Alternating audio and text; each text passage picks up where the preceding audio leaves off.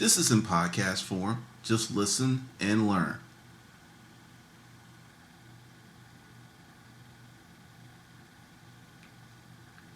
In putting together this program, I had to really do some soul searching because one of the things that I've learned in the last 4 years is you can put out great information, you can put out a ton of helpful and useful things, essentially giving people the tools to be successful, yet somehow it doesn't happen for a lot of people. And I've wondered about that and I've pondered about that.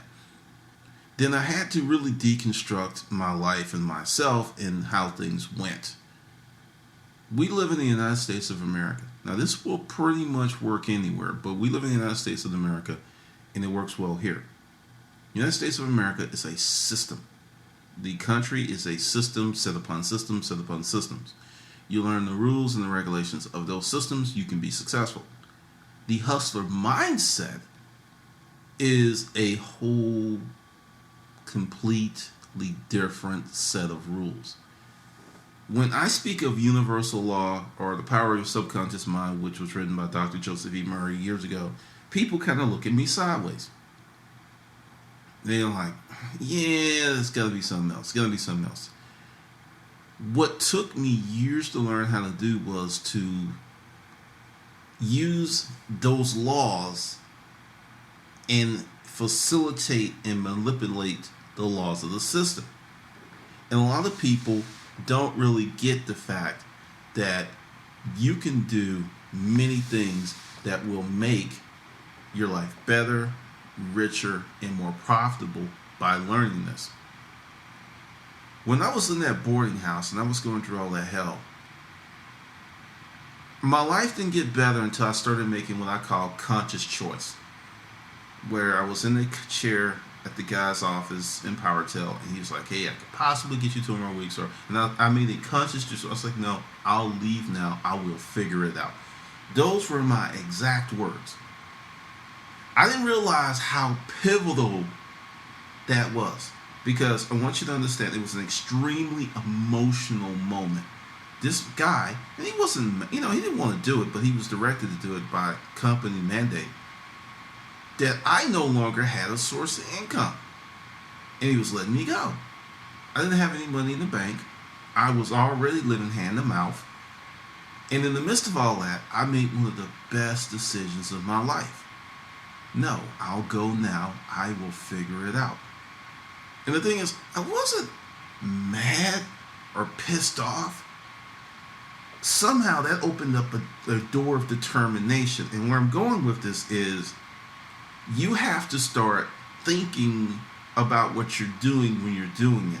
Most of us operate on a reaction mode or a passive mode.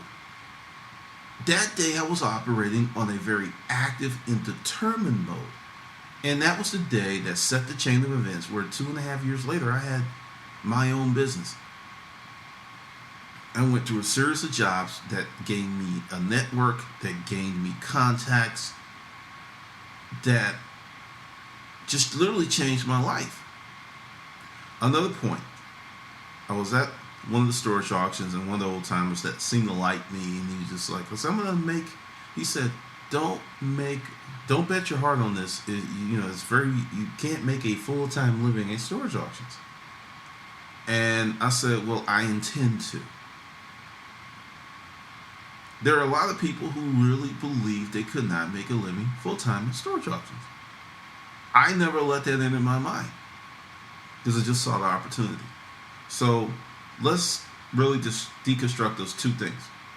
When you're presented with an opportunity, you're presented with a task, you're presented with a test, relationship issue, how you make that determining effort in your brain is very pivotal to the outcome that you will or you will not get. I have consulted about a few hundred people now. And I will say the biggest thing that I've noticed is a lot of people, A, don't have the proper information. That's a big problem. And I should say B, don't have the information. That's a big problem. Because A is the inability to believe in themselves. there's a certain classification of people. There's a group of people who are waiting on permission to be successful. For the purposes of this session, I'm going to say black people, some Latino people, and some white people. They're waiting on the system or the government or to make things better for them. I had a thought process, fuck that. And it brought me into a very ethical conundrum, because when I was in the storage auction business, I made a lot of money off a lot of people because they gave me stuff, and I did not tell them that, hey, those Fat Farm jeans, you can get $50 all day on eBay for that. It was a decision. It was not a mistake. It was like, oh, you're going to give me these clothes that I can make money with? Thank you. A lot of people consider that unethical. How I got my job at Rent a Crate, by faking my references. A lot of people consider that unethical. I sleep well at night because this was my thought process and framework. I need to move from where I am currently living to a different level. Number 2, I don't have any help. Number 3, time is wasting. That was the guy where it's like, okay, I'm not going to rob anyone. I'm not going to kill anybody. I'm not going to. There were certain limits that I had set that I wasn't going to do. But if I could use use my resources, using whatever I had at hand to get ahead, yeah, I did it. And it was a mental transference from my upbringing, which was do the right thing, pray, and put it in God's hands. That, even as a child, that never ever really worked for me. It just never did. So I do believe that you do get assistance from the universe, but a lot of it, like say you have an ancestor or a relative that looks over you. I believe in stuff like that. But also, you got to look at a larger system.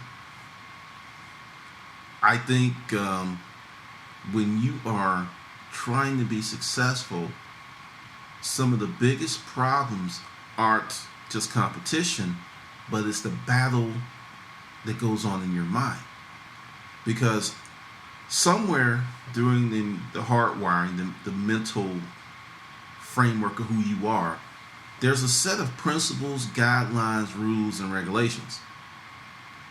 And you're not really aware of them. They were put there either by your parent or grandparents or society. Something put those rules in there. When you start making your own rules and guidelines, it creates conflict, because it took me literally 3 years to really start to own a lot of my new philosophies or actually accept older philosophies. And that's when things just started to happen.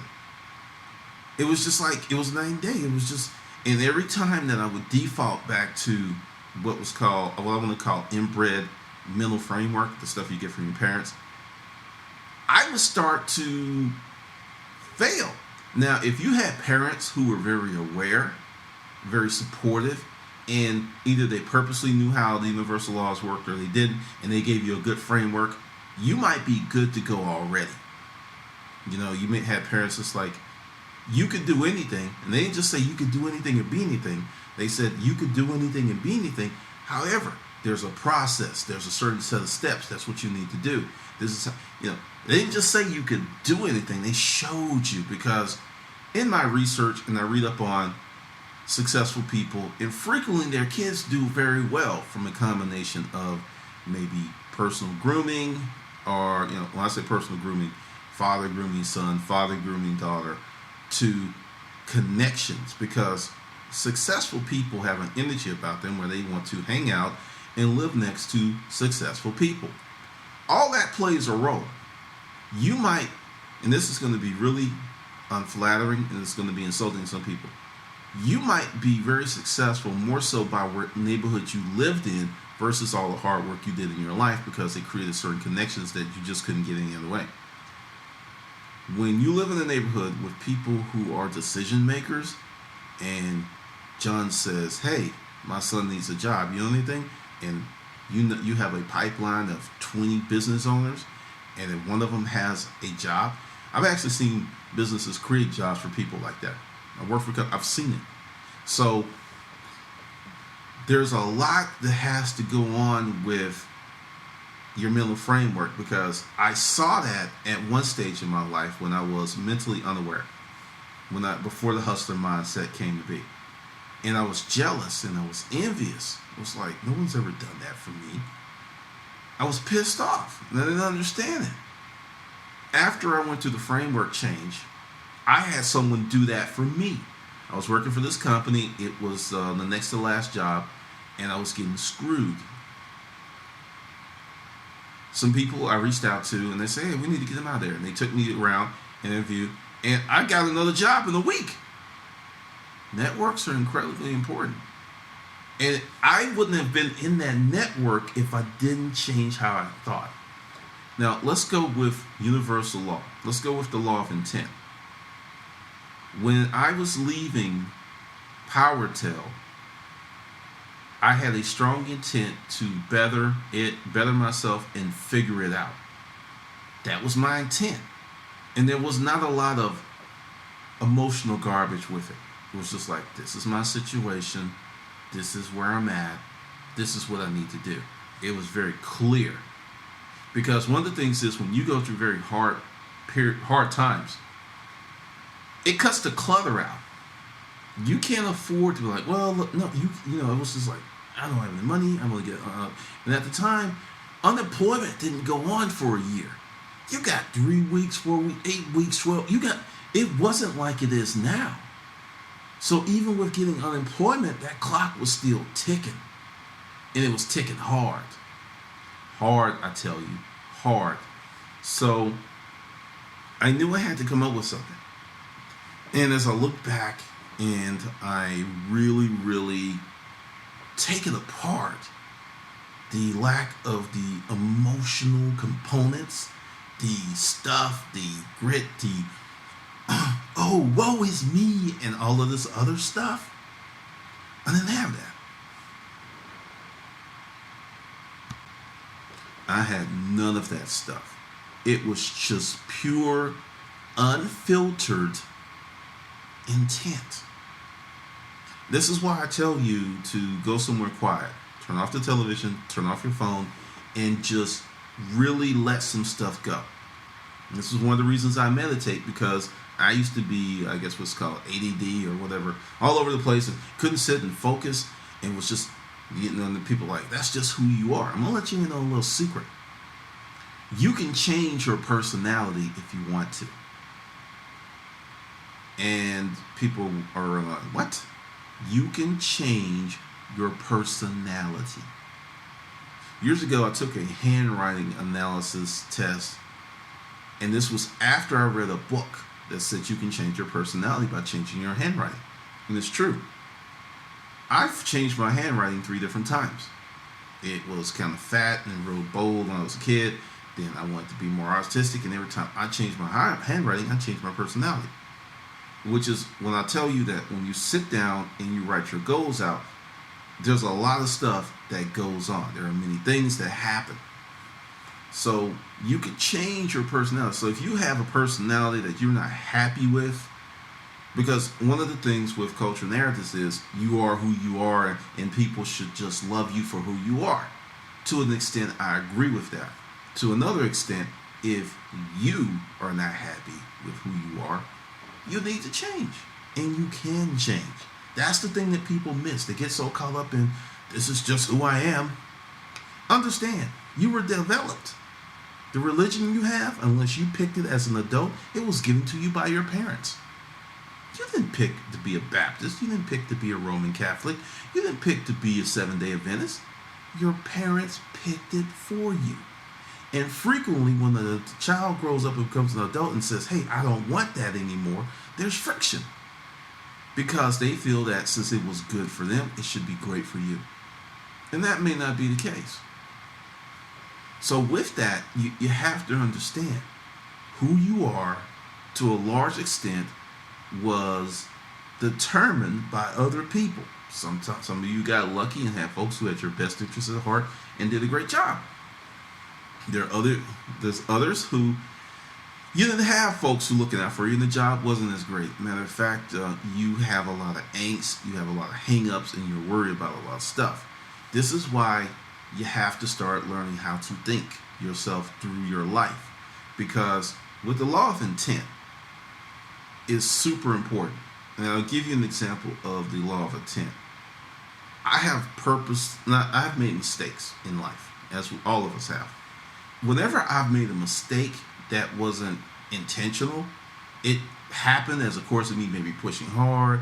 There was a point where in our business, I did some stuff that lost us about $60,000. My partner was not happy with me, and matter of fact, she was pissed, and we talked about it for about 2 weeks, and she's like, okay, fine, I understand, because I know you didn't do it intentionally, and I didn't. It just happened really pushing. I made a very poor business decision.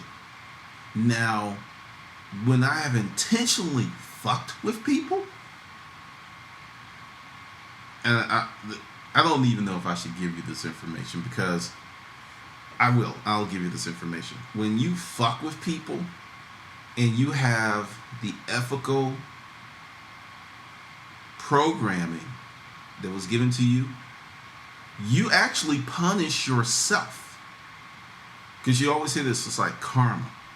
That's another thing. I don't believe in karma. I do believe in sowing and reaping, which is different than karma. Karma is, I do this bad thing, and at some point this bad thing's going to come to me. Sowing and reaping is the more stuff that I put out with a certain intent, the more of that stuff I get back.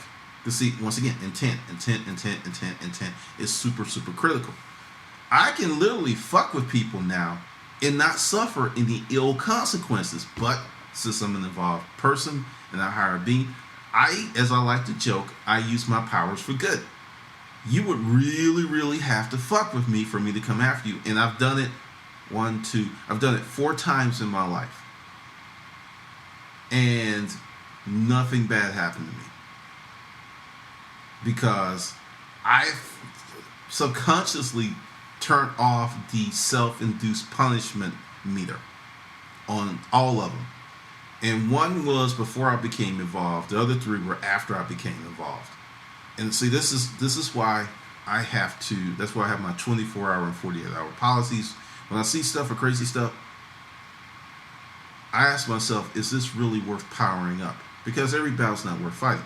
But I'm telling you, you can literally mess with people. This is how, the people who control the world do the stuff they do. And people are like, oh, nope.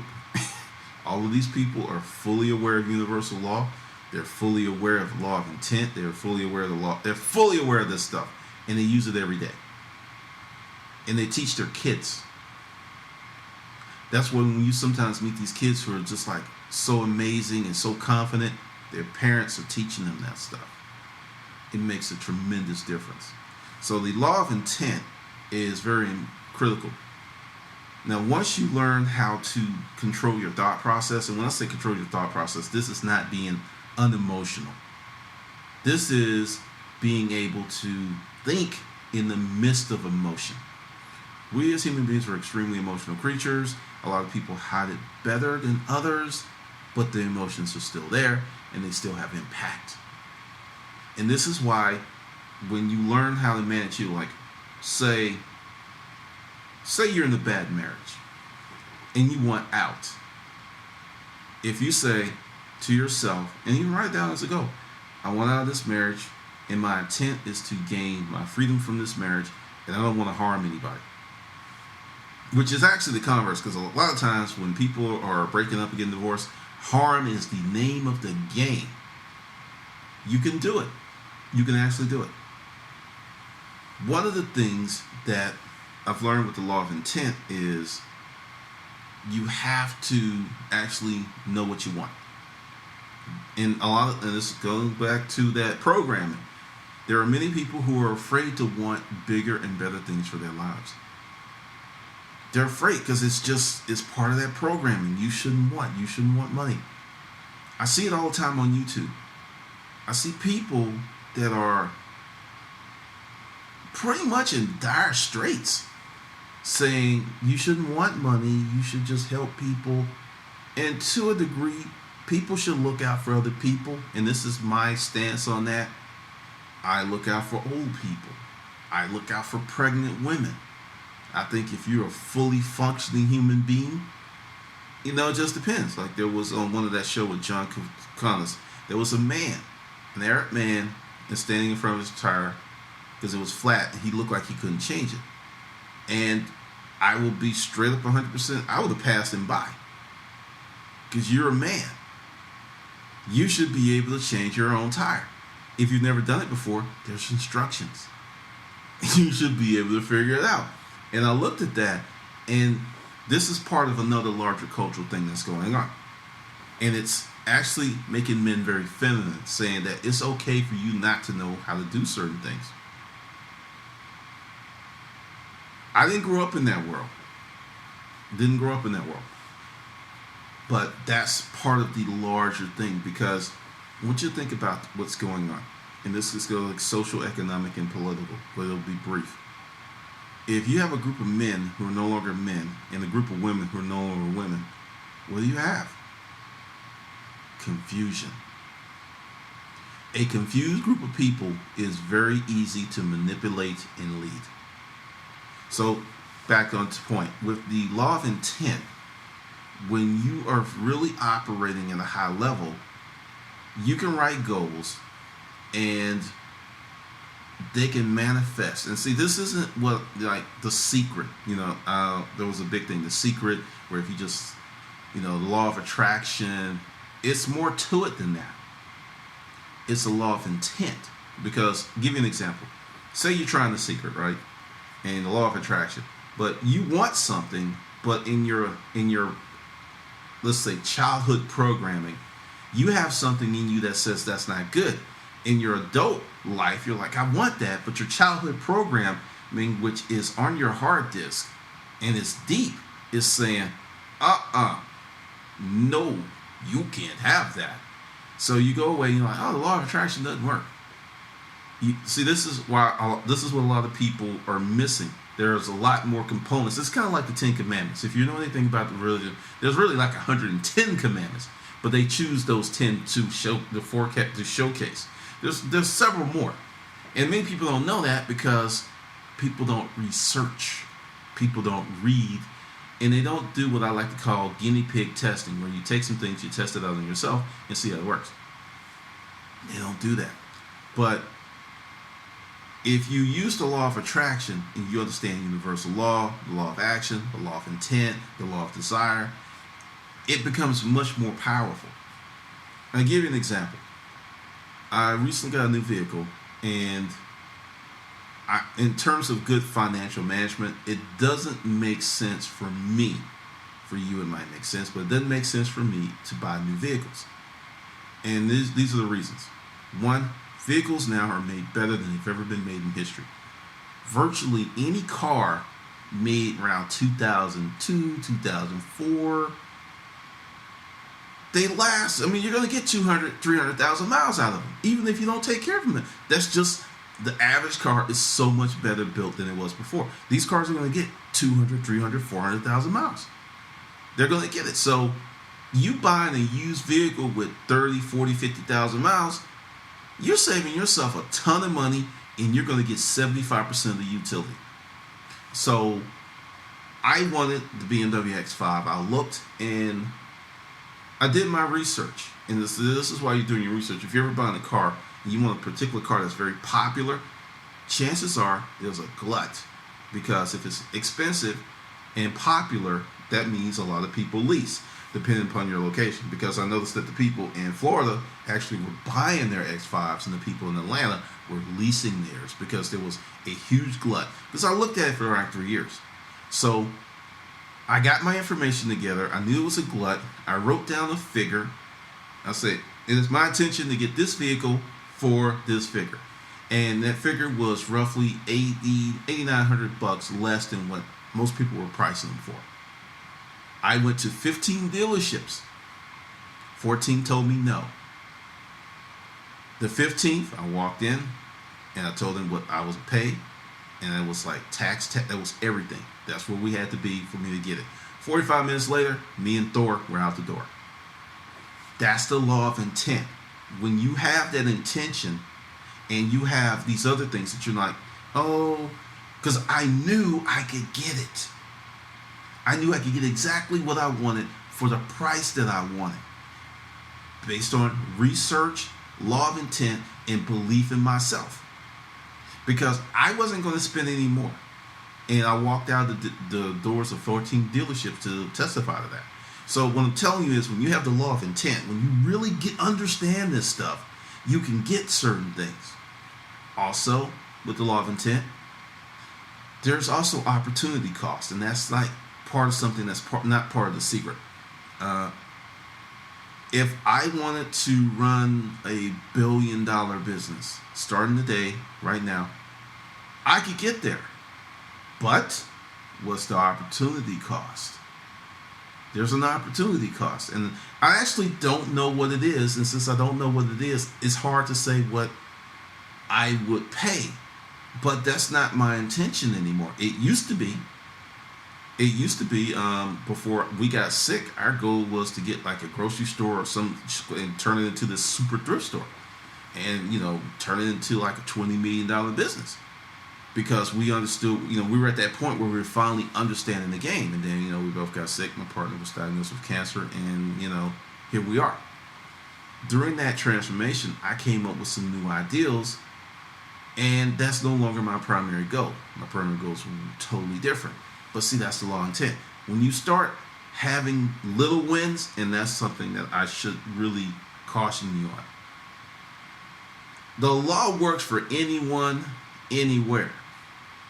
The problem is you have to get over your programming of if you failed, you're not good enough. If you fail, quote, God didn't want you to have it. If you failed, you're somehow unworthy. Frequently, when you fail certain things, part of it is you didn't do your research. I mean, if you only run like the 40-yard dash in 5 seconds, 5.2, you're not going to be a pro-level running back because there's certain things. But you can run a 5.2 40 and become a sports agent and have 10 or 15 pro running backs and make more money than all of them because you're managing all that. See, it's really about knowing who you are, your limitations. And yes, and I said limitations because that's another misnomer. All of us as human beings have limitations. Every last one of us. We all have mental limitations, physical limitations. We do. Now, the good news is you can improve and expand those limitations. See, we live in a pop culture where if you say something like that, no, you shouldn't tell people that. And part of that is because people don't think and they don't go all the way to the other side. Yes, you have limitations, but you can expand and get bigger. It's like working out in the gym. Your limitation is maybe 90 pounds or the bar when you first start working out. But over time, with steady progression, the law of intent, thinking you can do it, depending upon your genetic makeup, you might be at 300 pounds in a few months or a few years. But you will get there if you believe and you continue to work hard. You will get there. So that's the thing. So don't go, oh, I got limitations. Don't start losing your mind thinking that's such a bad thing. It's just a part of, being human. And it's something that actually can make you a better person when you understand your limitations. I know my physical limitations were nothing after I got sick. It was just like going up a flight of stairs was debilitating. I mean, seriously. One time I actually sunk to my knees and I just had to catch my breath after going up one flight of stairs. Now I am squatting 455 pounds. I did that clean. It was a solid rep. I could probably do 500. Probably could. I went from that to doing 500. You can grab 5 something easily off the floor. So knowing that you can, even when you have issues such as being sick, or say you didn't get the right education growing up and you're like 50 and you're thinking, oh God, it's over. It's not over. If you understand universal law, you could do more between the ages of 50 and 54 than you did between the ages of 1 and 50. Many people don't understand this stuff, and that's why they're not living the lives that they can. They don't fully conceptualize it. They don't fully understand it. I'm sitting here talking to you in the middle of the day, and since I worked this weekend, this was kind of like one of my off days, and I was like, hey, I made a promise. I put it in the Facebook group. It's like before 9 p.m. this is going to happen, and I can do it. This morning I just went out because I knew I'd be working this evening. When I say an off day, that's 4 or 5 hours, maybe 6 hours, and I have tremendous flexibility. This was a written goal to be able to come and go as I please most often. I will trade some of that freedom for better opportunity, but it has to be significantly better for me to give up this freedom because it's very, very intoxicating. And you can get this kind of life too if you understand the law of intent. All right, this is Glendon Cameron. This is the first session of the Hustler Mindset, Pimping Your Mind for Success. This is a guided course to throw out some ideas, to give you some concepts and something to chew on. I suggest that you listen to this 3 or 4 times. And each time you listen to it, you're going to get more and more and more. All right? This is Glendon. I will see you on the good side.